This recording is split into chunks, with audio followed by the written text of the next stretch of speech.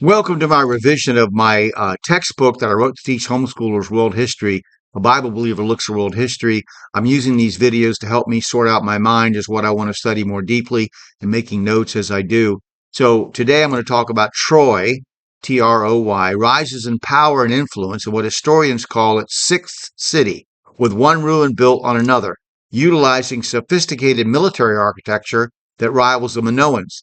The Mycenaean civilization, as just mentioned before in the last video, begins to grow in power using great engineering, designing and building bridges, fortifications, and beehive-shaped tombs with elaborate drainage and irrigation systems with stones so large that later people thought that giants had built them.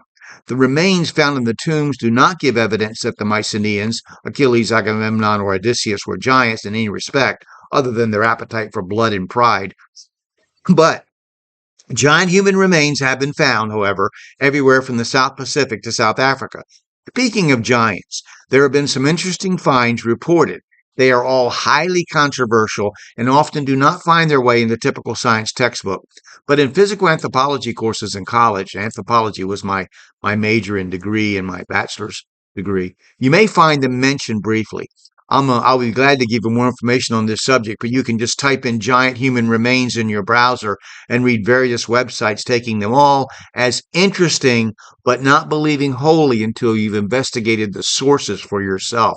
Once again, do not be deceived just because someone uses the words God, the Bible vindicated, etc., etc. Some claims are outright lies, and some are just wishful thinking.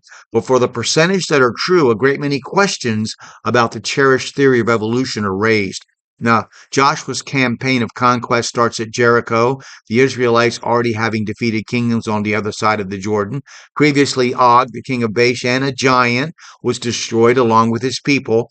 It seems that it's important to remember the words, quote, and also after that, of Genesis 6:4, to understand what type of thing might be going on here.